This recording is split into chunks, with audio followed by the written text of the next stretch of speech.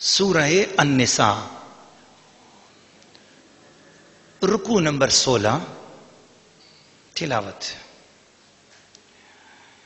إنا أنزلنا إليك الكتاب بالحق لتحكم بين الناس بما أراك الله ولا تكن للخائنين خصيما واستغفر الله إن الله كان غفورا رحيما ولا تجادل عن الذين يختانون أنفسهم إن الله لا يحب من كان خوانا نثيما يستخفون من الناس ولا يستخفون من الله وهو معهم إذ يبيتون ما لا يرضى من القول وكان الله بما يعملون محيطا. ها أنتم هؤلاء جادلتم عنهم في الحياة الدنيا فمن يجادل الله عنهم يوم القيامة أم من يكون عليهم وكيلا.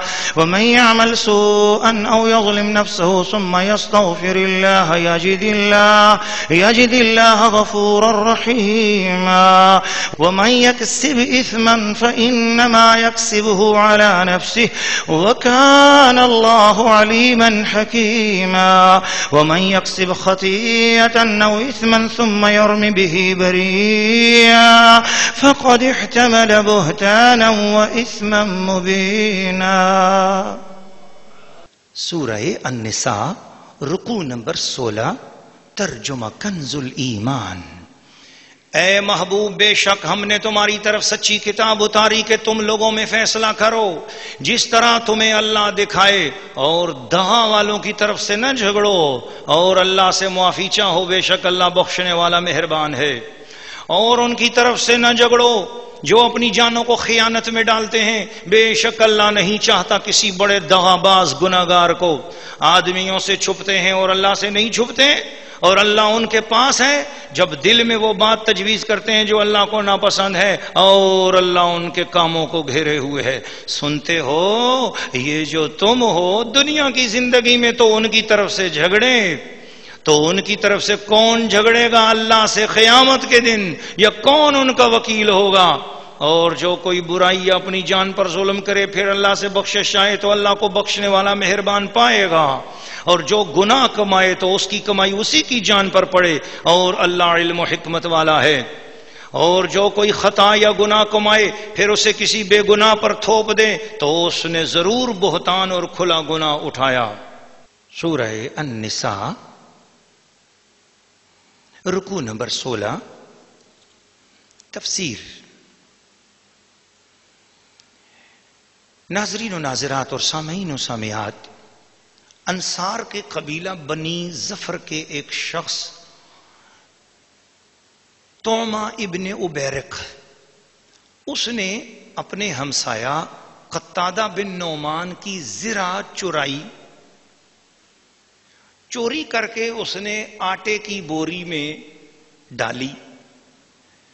پھر اس کو وہ زید بن سمین یہودی کے پاس لے گیا اور وہاں پر اس نے اس کو چھپا دیا. جب زرع کے مالک کو زرع کی ضرورت پڑی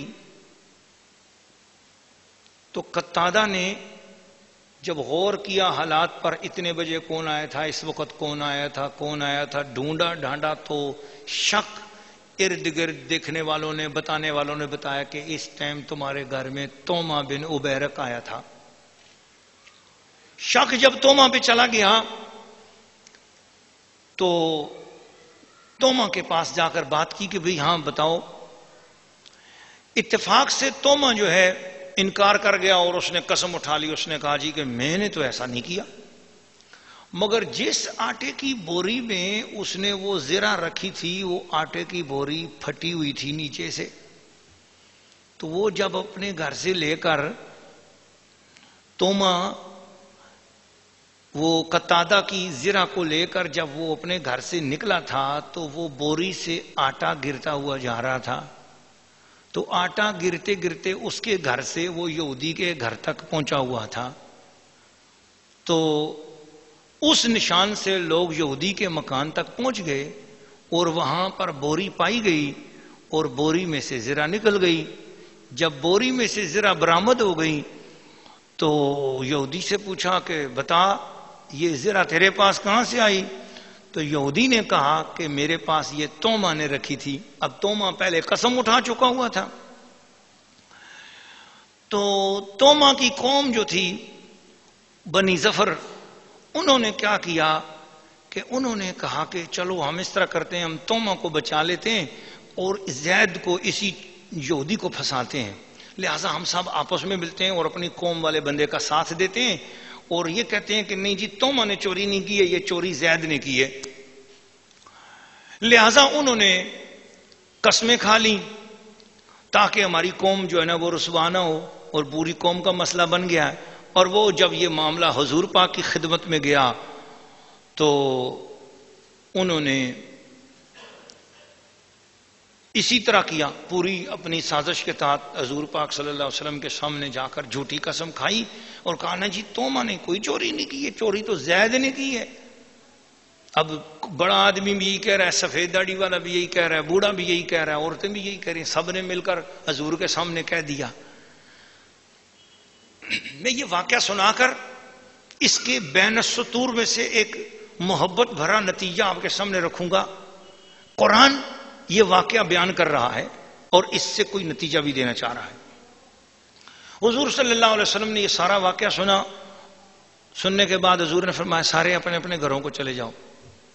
بس حضور نے کوئی فیصلہ نہیں دیا کسی کے حق میں، نہ توما کے خلاف، نہ زید کے خلاف، نہ ان کے حق میں، نہ ان کے حق میں، نہ چوری جس کی ہوئی اس کے، نہ جس کا یہ پتہ چل گیا کہ بھی جس کی زرہ تھی اس کو مل گئی. قتادہ بن نعمان کو کہا ادھر آؤ اپنی زرہ لے جاؤ. انہوں نے اپنی زرہ لی. اب کس کی غلطی ہے، کیا کون چور ہے، حضور نے کوئی فیصلہ نہیں کیا، چلے گئے.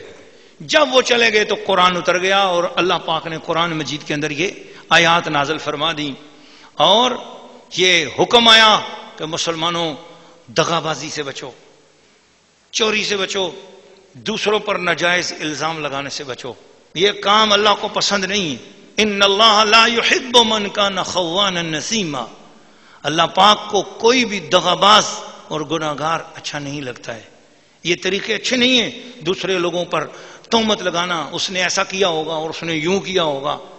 تو فراڈ کے کاروبار جو لوگ کرتے ہیں اور وہ سمجھیں کہ بھی ہم مسلمان ہیں، اللہ تعالیٰ نے قرآن میں کہہ دیا ہے کہ مسلمانوں تمہارے اندر یہ عادت نہیں ہونی چاہیے. کسی سے فراڈ مت کرو، دھوکہ مت کرو. اگر کسی کو ایک سیمپل دکھایا کہ میں یہ چیز بنا کر دوں گا اور پھر اس کے بعد آپ نے اس کو گھٹیا مال بنا کر دیا تو یہ فراڈ ہے، یہ دھوکہ ہے. جو چیز آپ نے کسی کو سیمپل کہا کہ یہ بنا کر دوں گا پھر وہی بنا کر دو. جو قیمت طے کی اس کے ساتھ اس قیمت میں معاملہ کرو. تو فراڈ سے بچو، جال سازی سے بچو، جھوٹ سے بچو، فراڈ سے بچو، چوری سے بچو، چور بازاری سے بچو، خیانت نہ کرو، دوسروں کی چیزوں پر ناجائز قبضہ نہ کرو. یہ اس پورے رکوع کا خلاصہ ہے. اور پھر جو اس کی قوم نے اس کی حمایت کی کہ اللہ نے فرمایا ہاں انتم ہؤلاء جادلتم عنہم فی الحیات الدنیا، تم ناجائز حمایت کر رہے ہو اپنے ہی بندے کی. تو خبردار تمہاری قوم کے اگر کسی بندے نے، تمہارے خاندان کے بندے نے، تمہارے گھر کے بندے نے اگر کوئی غلط کام کر لیا تو اس کی ناجائز سائیڈ مت لو، خدا تم سے ناراض ہوگا.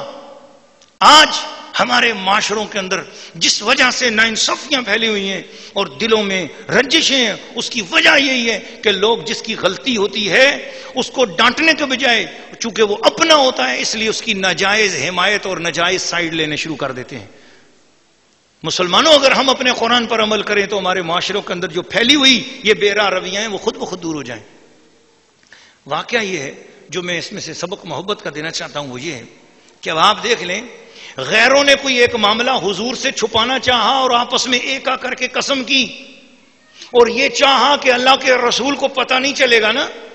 اللہ کے رسول کے سامنے ہم جا کے پوری قسمیں اٹھا کر تو رسول کو بتا دیں گے، بڑا چھوٹا عورت مرد سب آپس میں ایک ہو کریں نہیں جی نہیں، توما بن عبیرق نے چوری نہیں کی ہے، یہ چوری تو زید نے کی ہے. تو حضور کے سامنے جا کر سب نے مل کر ایک کر کے قسمیں اٹھا لی. کچھ تو جانتے تھے، وہی تو بعد میں اتری نا، وہی تو بعد میں اتری نا. حضور نے کوئی فیصلہ نہیں دیا، کچھ تو جانتے تھے نا، کچھ تو جانتے تھے. آپ یہ وہی قرآن کی تو بعد میں اتری اس واقعے کے بعد نا. لیکن آپ یہ ذرا علم رسول اور میرے آقا صلی اللہ علیہ وسلم کو رب نے جو مقام بخشا ہے، جو شان بخشی ہے، اس کی عظمت کو دیکھو. اس تمام مفسرین نے جو اس کی تفسیریں بیان کی اس میں حضور کا کوئی فیصلہ نہیں اس میں موجود ہے. سرکار نے بغیر فیصلہ کیے سب کو گھروں کو بھیج دیا. حضور جانتے تھے کہ یہ جو کچھ میرے سامنے کیا جا رہا ہے حقیقت کچھ اور ہے، یہ قسمیں اٹھا کر بات کچھ اور کر رہے ہیں. اور حضور نے تو پردہ رکھ لیا، مگر خدا کو گوارا نہ ہوا کہ میرے مصطفیٰ کے سامنے کوئی اس طرح کی بات کر کے یہ لوگوں کو بتا جائے کہ میں مصطفیٰ کو بے علم سمجھ کے آیا ہوں. اللہ نے پورا واقعہ مصطفیٰ پہ نازل کر کے قیامت تک کے لیے مصطفیٰ کی شان کو ظاہر فرما دیا. سورہ النساء